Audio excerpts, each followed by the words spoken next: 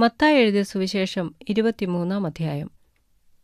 അനന്തരം യേശു പുരുഷാരത്തോടും തന്റെ ശിഷ്യന്മാരോടും പറഞ്ഞത്, ശാസ്ത്രിമാരും പരീശന്മാരും മോശയുടെ പീഠത്തിലിരിക്കുന്നു. ആകയാൽ അവർ നിങ്ങളോട് പറയുന്നതൊക്കെയും പ്രമാണിച്ചു ചെയ്യുവീൻ. അവരുടെ പ്രവൃത്തികൾ പോലെ ചെയ്യരുത് താനും. അവർ പറയുന്നതല്ലാതെ ചെയ്യുന്നില്ലല്ലോ. അവർ ഘനമുള്ള ചുമടുകളെ കെട്ടി മനുഷ്യരുടെ തോളിൽ വയ്ക്കുന്നു. ഒരു വിരൽ കൊണ്ടുപോലും അവയെ തൊടുവാൻ അവർക്ക് മനസ്സില്ല. അവർ തങ്ങളുടെ പ്രവൃത്തികളെല്ലാം മനുഷ്യർ കാണേണ്ടതിനത്രേ ചെയ്യുന്നത്. തങ്ങളുടെ മന്ത്രപ്പട്ട വീതിയാക്കി തൊങ്ങൽ വലുതാക്കുന്നു.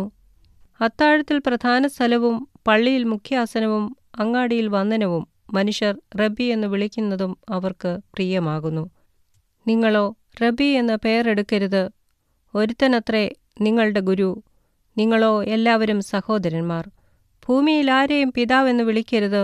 ഒരുത്തനത്രേ നിങ്ങളുടെ പിതാവ്, സ്വർഗസ്ഥൻ തന്നെ. നിങ്ങൾ നായകന്മാർ എന്ന് പേരെടുക്കരുത്. ഒരുത്തനത്രേ നിങ്ങളുടെ നായകൻ, ക്രിസ്തു തന്നെ. നിങ്ങളിൽ ഏറ്റവും വലിയവൻ നിങ്ങളുടെ ശുശ്രൂഷക്കാരനാകണം. തന്നെത്താൻ ഉയർത്തുന്നവനെല്ലാം താഴ്ത്തപ്പെടും, തന്നെത്താൻ താഴ്ത്തുന്നവനെല്ലാം ഉയർത്തപ്പെടും. കപടഭക്തിക്കാരായ ശാസ്ത്രിമാരും പരീശന്മാരുമായുള്ളവരെ, നിങ്ങൾക്ക് ഹാ കഷ്ടം!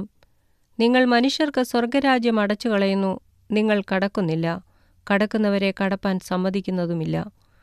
കപടഭക്തിക്കാരായ ശാസ്ത്രിമാരും പരീശന്മാരുമായുള്ളവരെ, നിങ്ങൾക്ക് ഹാ കഷ്ടം! നിങ്ങൾ വിധവമാരുടെ വീടുകളെ വിഴുങ്ങുകയും ഉപായരൂപേണ ദീർഘമായി പ്രാർത്ഥിക്കുകയും ചെയ്യുന്നു. ഇത് ഹേതുവായി നിങ്ങൾക്ക് കടുമയേറിയ ശിക്ഷാവിധി വരും.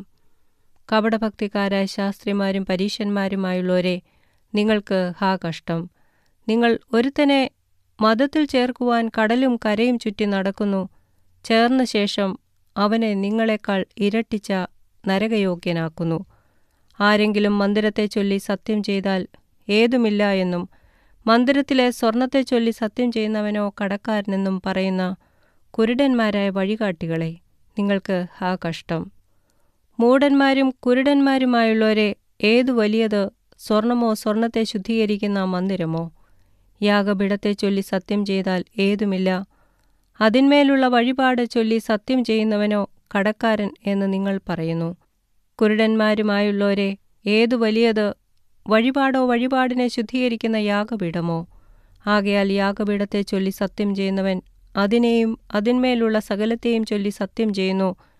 മന്ദിരത്തെ ചൊല്ലി സത്യം ചെയ്യുന്നവൻ അതിനെയും അതിൽ വസിക്കുന്നവനെയും ചൊല്ലി സത്യം ചെയ്യുന്നു. സ്വർഗത്തെ ചൊല്ലി സത്യം ചെയ്യുന്നവൻ ദൈവത്തിൻ്റെ സിംഹാസനത്തെയും അതിലിരിക്കുന്നവനെയും ചൊല്ലി സത്യം ചെയ്യുന്നു. കപടഭക്തിക്കാരായ ശാസ്ത്രിമാരും പരീശന്മാരുമായുള്ളവരെ, നിങ്ങൾക്ക് ഹാ കഷ്ടം! നിങ്ങൾ തുളസി, ചതകുപ്പ, ജീരകം ഇവയിൽ പതാരം കൊടുക്കുകയും ന്യായം, കരുണ, വിശ്വസ്തത ഇങ്ങനെ ന്യായപ്രമാണത്തിൽ ഘനമേറിയവ ത്യജിച്ചു കളയുകയും ചെയ്യുന്നു.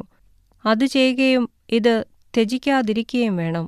കുരുടന്മാരായ വഴികാട്ടികളെ, നിങ്ങൾ കൊതുകിനെ അരിച്ചെടുക്കുകയും ഒട്ടകത്തെ വിഴുങ്ങിക്കളയുകയും ചെയ്യുന്നു. കപടഭക്തിക്കാരായ ശാസ്ത്രിമാരും പരീശന്മാരുമായുള്ളവരെ, നിങ്ങൾക്ക് ഹാ കഷ്ടം! നിങ്ങൾ കിണ്ടികിണ്ണങ്ങളുടെ പുറം വെടിപ്പാക്കുന്നു, അകത്തോ കവർച്ചയും അതിക്രമവും നിറഞ്ഞിരിക്കുന്നു. കുരുടനായ പരീശനെ, കിണ്ടികിണ്ണങ്ങളുടെ പുറം വെടിപ്പാക്കേണ്ടതിന് മുമ്പേ അവയുടെ അകം വെടിപ്പാക്കുക. കപടഭക്തിക്കാരായ ശാസ്ത്രിമാരും പരീശന്മാരുമായുള്ളവരെ, നിങ്ങൾക്ക് ഹാ കഷ്ടം! വെള്ള തേച്ച ശവക്കല്ലറകളോട് നിങ്ങൾ ഒത്തിരിക്കുന്നു. അവ പുറമേ അഴകായി ശോഭിക്കുന്നെങ്കിലും അകമേ ചത്തവരുടെ അസ്ഥികളും സകലവിധ അശുദ്ധിയും നിറഞ്ഞിരിക്കുന്നു. അങ്ങനെ തന്നെ പുറമേ നിങ്ങൾ നീതിമാന്മാർ എന്ന് മനുഷ്യർക്ക് തോന്നുന്നു, അകമേയോ കപടഭക്തിയും അധർമ്മവും നിറഞ്ഞവരത്രേ. കപടഭക്തിക്കാരായ ശാസ്ത്രിമാരും പരീശന്മാരുമായുള്ളവരെ, നിങ്ങൾക്ക് ഹാ കഷ്ടം!